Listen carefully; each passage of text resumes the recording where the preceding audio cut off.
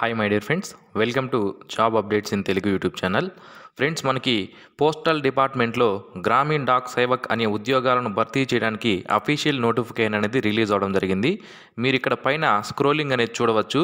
GDS online engagement schedule July 2024. Number of vacancies వచ్చి మనకి 44,228 వేకెన్సీస్కి మనకి ఇప్పుడు నోటిఫికేషన్ అనేది రిలీజ్ చేశారు. దీనికి సంబంధించి అప్లికేషన్ చేసుకోవడానికి 15/7/2024 నుంచి 5/8/2024 మధ్యలో మనము ఆన్లైన్ అప్లికేషన్స్ అనేవి చేసుకునే అవకాశం అయితే ఉంటుంది. సో మనకి ఇంకా ఈ రిజిస్ట్రేషన్కి సంబంధించినటువంటి లింకు, అలాగే apply link, fee payment link, ఈ లింక్స్ అనేవి 3 కూడా యాక్టివేషన్ అనేది అవ్వాల్సి ఉందండి. 10 గంటలకి మనకి ఈరోజు ఉదయం 10 గంటలకి ఈ 3 లింక్స్ కూడా ఓపెన్ అవ్వడం అనేది జరుగుతుందన్నమాట. ఇప్పుడు కన్నా మీరు ఈ లింక్స్ పైన క్లిక్ చేస్తే మనకి వెబ్సైట్ అనేది వర్క్ అనేది అవ్వదు, అది మీరు గమనించాలి. ఓకే, సో 10 గంటలకి ఉదయం 10 గంటలకి మనకి ఈ లింక్ అయితే ఓపెన్ అవ్వడం జరుగుతుంది. అండ్ అఫీషియల్గా మనకి ఈ నోటిఫికేషన్ అనేది రిలీజ్ చేశారు. మరి ఈ జాబ్స్కి ఉండవలసినటువంటి క్వాలిఫికేషన్స్ ఏంటి, ఏజ్ ఎంత ఉండాలి, అన్ని వివరాలు నేను మీకు క్లియర్గా ఈ వీడియోలో తెలియజేస్తాను. ఫ్రెండ్స్, ఈ నోటిఫికేషన్ ద్వారా మనకి 3 రకాల పోస్టులను అయితే ఫిల్ చేయడం అనేది జరుగుతుంది. ఒకటి బ్రాంచ్ పోస్ట్ మాస్టర్, రెండవది అసిస్టెంట్ బ్రాంచ్ పోస్ట్ మాస్టర్, మూడవది డాక్ సేవక్ అనే ఉద్యోగాలను ఫిల్ చేయడం అనేది జరుగుతుంది. ఈ జాబ్స్కి సంబంధించి ఎవరైతే అప్లికేషన్ పెట్టుకుంటారో మీకు ఎటువంటి ఎగ్జామినేషన్ కానీ ఇంటర్వ్యూ కానీ ఉండదండి. మీరు అప్లై చేసుకున్న తర్వాత మీకు 10th క్లాస్లో వచ్చిన మార్కులను బేస్ చేసుకొని మీ యొక్క రిజర్వేషన్స్ అంటే క్యాస్ట్ ఏదైతే ఉంటుందో ఓసీ, బీసీ, ఎస్సీ, ఎస్టీ, అలాగే పర్సన్ విత్ డిజేబిలిటీ, ఇవన్నీ కూడా బేస్ చేసుకొని మనకి సెలెక్షన్ అనేది చేయడం అనేది జరుగుతుందండి. మార్క్స్ని మరియు కేటగిరీని బేస్ చేసుకొని సెలెక్షన్ చేసిన తర్వాత మీరు ఒకవేళ సెలెక్ట్ అయితే మీ మొబైల్కి మనకి మీరు సెలెక్ట్ అయినట్లు ఒక మెసేజ్ వస్తుంది. సో ఆ మెసేజ్ వచ్చిన వెంటనే మీరు డాక్యుమెంట్స్ రెడీ చేసుకొని డైరెక్ట్గా మీరు డాక్యుమెంట్ వెరిఫికేషన్కి అయితే వెళ్ళిపోయే అవకాశం అయితే ఉంటుందన్నమాట. ఓకే, సో ఈ ప్రాసెస్ అంతా మనకి 1 or 2 monthsలో అయిపోతుంది. అప్లై చేసుకోవడానికి ఎండ్ డేట్ ఏదైతే ఉందో ఆ ఎండ్ డేట్ కంప్లీట్ అయిన తర్వాత 1 or 2 monthsలో మనకి సెలెక్షన్ అయితే కంప్లీట్ అవ్వడం అనేది జరుగుతుందన్నమాట. ఓకే, సో మరి ఈ జాబ్కి సంబంధించి ఆన్లైన్ అప్లికేషన్ అవి మనకి ఇవాళ ఉదయం 10 గంటల నుంచి స్టార్ట్ అవ్వడం జరుగుతుంది. మరి ఈ జాబ్స్కి ఎవరైతే అప్లికేషన్ పెట్టుకోవాలి అనుకుంటున్నారో వీళ్ళు ఏదైనా అప్లికేషన్లో తప్పులు చేశారనుకోండి, ఆ ఎడిట్ ఆప్షన్ అనేది మనకి ఆగస్ట్ 6వ తేదీ నుంచి ఇవ్వడం జరుగుతుంది. సో 3 రోజుల పాటు ఇస్తారు. 8 ఆగస్ట్ వరకు మనము అప్లికేషన్లో ఏమైనా తప్పులు చేస్తే దాన్ని ఎడిట్ అనేది చేసుకునే అవకాశం అయితే ఉంటుంది. ఇక్కడ బ్రాంచ్ పోస్ట్ మాస్టర్కి సంబంధించి జాబ్ ప్రొఫైల్ ఏంటి అని ఇవ్వడం జరిగిందండి. జాబ్ ప్రొఫైల్ అంటే మనకి జాబ్ ఏం చేయాలి అని మనకి ఇక్కడ ఇచ్చారు. సో మనకి ఏదైతే ఇండియా పోస్ట్ పేమెంట్స్ బ్యాంక్ ఏదైతే ఉంటుందో మనకి బ్యాంక్ అనేది పోస్టల్ డిపార్ట్మెంట్కి సంబంధించిన బ్యాంక్ అనేది ఉంది కదండి, ఆ ఇండియా పోస్టల్ పేమెంట్ బ్యాంక్ అంటారు దాన్ని. అందులో వీళ్ళు వర్క్ చేయాల్సి ఉంటుందన్నమాట. దానికి సంబంధించిన ప్రోడక్ట్స్ని సేల్ చేయడం ఇవన్నీ కూడా చేయాలి. అసిస్టెంట్ బ్రాంచ్ పోస్ట్ మాస్టర్ అనే వాళ్ళు కూడా స్టాంప్స్ సేల్ చేయడము, అలాగే మనకి ఈ డోర్ టు డోర్ ఏవైతే మెయిల్స్ ఉంటాయో వాటిని సర్వ్ చేయడము, క్యాష్ డిపాజిట్ చేయడము, పేమెంట్స్ చేయడము, అవన్నీ కూడా వీళ్ళు చేయాల్సి ఉంటుందన్నమాట. ఓకే, సో నెక్స్ట్ శాలరీ విషయానికి వస్తే మనకి బీపీఎం బ్రాంచ్ పోస్ట్ మాస్టర్ అనే పోస్ట్కి 12,000 రూపాయల బేసిక్ పే అనేది ఇచ్చారు. సో దీనికి డియర్నెస్ అలవెన్స్ అనేది 50% కలుపుతారండి. 6,000 రూపాయలు మనకి డియర్నెస్ అలవెన్స్ అనేది వస్తుంది. సో 12,000 ప్లస్ 6,000 18,000 అవడం జరుగుతుంది. అలాగే ఆఫీస్ మెయింటెనెన్స్ అని, సైకిల్ అలవెన్స్ అని ఇలా కొద్దిగా అమౌంట్ అనేది ఇవ్వడం జరుగుతుంది. నియర్లీ 18,500కు పైగా శాలరీ అనేది బీపీఎం పోస్ట్కి రావడం జరుగుతుంది. ఇక ఏబీపీఎం మరియు డాక్ సేవక్ ఉద్యోగాలకైతే మనకి 16,000 వరకు కూడా శాలరీ అనేది వచ్చే అవకాశం అయితే ఉంటుందన్నమాట. మరి మీకు ఇప్పటికే ఒక డౌట్ అనేది ఉండవచ్చు, ఇంత కొంచెం తక్కువ శాలరీ ఉంది కదా, మరి ఏమైనా ఇయర్లీ ఇంక్రిమెంట్స్ అనేవి ఉంటాయి, ఇయర్లీ పెంచడం జరుగుతుందా అని.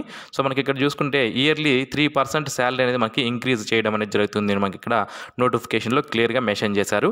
అలాగే ఈ జాబ్స్కి సంబంధించి ప్రమోషన్స్ కూడా ఉంటాయండి. మీరు వన్స్ ఈ పోస్టల్ జీడిఎస్గా మీరు పోస్టల్ డిపార్ట్మెంట్లో జాయిన్ అయిన తర్వాత మీకు 2 సంవత్సరాల సర్వీస్ మీరు కంప్లీట్ చేసుకుంటే మీరు ఆ తర్వాత డిపార్ట్మెంటల్ ఎగ్జామినేషన్స్ అనేవి రాసుకునే అవకాశం అయితే ఉంటుంది. ఆ డిపార్ట్మెంట్లో ఉన్న వాళ్ళు మాత్రమే మీకు అప్పుడు పోటీ అనేది ఉండడం జరుగుతుందండి. సో వన్స్ ఆ డిపార్ట్మెంటల్ క్యాండిడేట్స్ అయిపోయిన తర్వాత మీరు మీ డిపార్ట్మెంట్లో ఉన్న వాళ్ళతో పోటీ కాబట్టి చాలా తక్కువ కాంపిటీషన్ అయితే ఉంటుంది. సో బేసిక్గా మీరు ఏ జాబ్స్కి అయితే ప్రిపేర్ అవుతున్నారు, ఇప్పుడు కాంపిటేటివ్ ఎగ్జామ్స్ కానీ ప్రిపేర్ అవుతుంటే ఈజీగా మీరు ఈ డిపార్ట్మెంట్ ఎగ్జామినేషన్లో క్వాలిఫై అయ్యే అవకాశం అయితే ఉంటుంది. మనకి ప్రమోషన్స్ అనేవి మల్టీ టాస్కింగ్ స్టాఫ్ ఎంటీఎస్గా ఇస్తారు. దానికి మీకు 35,000 నుంచి 40,000 వరకు శాలరీ అనేది రావడం జరుగుతుంది. అలాగే లో లోయర్ డివిజన్ క్లర్క్గా కూడా ఇవ్వడం జరుగుతుంది. దానికైతే 50,000 వరకు శాలరీ అనేది రావడం జరుగుతుందన్నమాట. ఓకే, ఇక ఏజ్ లిమిట్ విషయానికి వస్తే ఈ జాబ్స్కి ఎవరైతే అప్లికేషన్ పెట్టుకోవాలి అనుకుంటున్నారో మినిమం ఏజ్ అనేది 18 సంవత్సరాలు ఉండాలండి. అలాగే మ్యాక్సిమం 40 సంవత్సరాల వరకు ఉన్న వాళ్ళు దీనికి అప్లికేషన్ పెట్టుకోవచ్చు. అయితే ఎస్సీ ఎస్టీ వాళ్ళు ఎవరైతే ఉంటారో వాళ్ళు 45 సంవత్సరాల వరకు ఉన్న వాళ్ళు కూడా అప్లికేషన్ పెట్టుకునే అవకాశం అయితే ఉంటుంది. ఓబీసీ వాళ్ళు 43 సంవత్సరాల వరకు, అలాగే పర్సన్ విత్ డిజేబిలిటీ క్యాండిడేట్స్ 50 సంవత్సరాల వరకు ఉన్న వాళ్ళు అప్లికేషన్ అనేది పెట్టుకునే అవకాశం అయితే ఉంటుందన్నమాట. ఇక క్వాలిఫికేషన్ విషయానికి వస్తే జస్ట్ మీరు 10th క్లాస్ పాస్ అయితే సరిపోతుందండి. 10th క్లాస్లో వచ్చినటువంటి మార్కులను బేస్ చేసుకొని మనకి ఫైనల్ సెలక్షన్ అయితే చేయడం అనేది జరుగుతుందన్నమాట. ఓకే, సో ఇది. ఇక దీంతో పాటుగా 10th క్లాస్ క్వాలిఫికేషన్తో పాటుగా సైకిల్ తొక్కడం వచ్చి ఉండాలి, కంప్యూటర్ నాలెడ్జ్ అనేది ఉండాలి. మీకు కంప్యూటర్ సర్టిఫికేట్స్ ఏం అవసరం లేదు, కానీ బేసిక్ కంప్యూటర్స్ అండి, Excel, Word, PowerPoint, computer ఏ విధంగా ఆన్ చేయాలి, ఇలా బేసిక్ పాయింట్స్ అనేవి మీకు తెలిసి ఉంటే సరిపోతుంది అనమాట. అలాగే సైక్లింగ్ అనేది వచ్చి ఉండాలి. మనకి ఇక్కడ ఇవ్వడం జరిగింది. మనకి సైకిల్ వచ్చారా అని వాళ్ళకి ఎలా తెలుస్తుందని మీకు ఇంకా డౌట్ అనేది ఉంటే, సో మనకి డాక్యుమెంట్ వెరిఫికేషన్కి మనం వెళ్ళినప్పుడు వాళ్ళు మీకు సైకిల్ టెస్ట్ అనేది కండక్ట్ చేస్తారు. అప్పుడు మీరు వాళ్ళ ముందర సైకిల్ అనేది తొక్కవలసి ఉంటుందన్నమాట. రిజర్వేషన్స్ అనేవి యాజ్ పర్ గవర్నమెంట్ రూల్స్ ప్రకారం ఎస్సీ ఎస్టీ బీసీ అందరికీ కూడా వర్తించడం జరుగుతుంది. ఇక అప్లికేషన్ ఫీజు విషయానికి వస్తే జస్ట్ 100 రూపాయలు మాత్రమే మనకి అప్లికేషన్ ఫీజు అనేది ఉంటుందండి. అది కూడా అన్రిజర్వ్డ్ మరియు ఓబీసీ వాళ్ళకి మాత్రమే 100 రూపాయల అప్లికేషన్ ఫీజు అనేది ఉంటుంది. మిగిలిన వాళ్ళకి ఎటువంటి ఫీజు లేదు. మిగిలిన వాళ్ళంటే మనకి SC ST women candidates, person with disability candidates ఎవరైతే ఉన్నారో వాళ్ళకి ఎటువంటి అప్లికేషన్ ఫీజు అనేది లేదు. డైరెక్ట్గా అప్లై చేసుకునే అవకాశం అయితే ఉంటుంది. సో మనకి ఆన్లైన్లో అప్లై చేసే విధానాన్ని నెక్స్ట్ వీడియోలో నేను మీకు తెలియజేస్తానండి. సో మీరు అప్లై చేసేటప్పుడు ఎటువంటి తప్పులు చేయకుండా చేయొద్దు. సో ఎడిట్ ఆప్షన్ అయితే ఉంది, బట్ ఒకవేళ మీరు మళ్ళీ మర్చిపోయారనుకోండి చేసిన తప్పు, ఒకసారి అప్లై చేసేసి నేను అప్లై చేశాను అని ఉండిపోతారు. సో అలా అప్లై చేసి ఏవైనా తప్పులు ఉంటే ప్రాబ్లం అయితే ఉంటుంది. సో బిఫోర్ మీరు అప్లై చేసే ముందు మీ దగ్గర ఈ డాక్యుమెంట్స్ అయితే తప్పనిసరిగా ఉండాలండి. అవి ఏంటి అంటే స్కాన్ చేసుకున్నటువంటి ఫోటో, అలాగే సిగ్నేచర్ అనేది, ఇవి రెండు కూడా మీరు అప్లోడ్ చేయాల్సి ఉంటుందన్నమాట. దాంతోపాటుగా 10th క్లాస్ మార్క్స్ సర్టిఫికేట్ ఏదైతే ఉందో అది తప్పనిసరిగా ఉండాలి.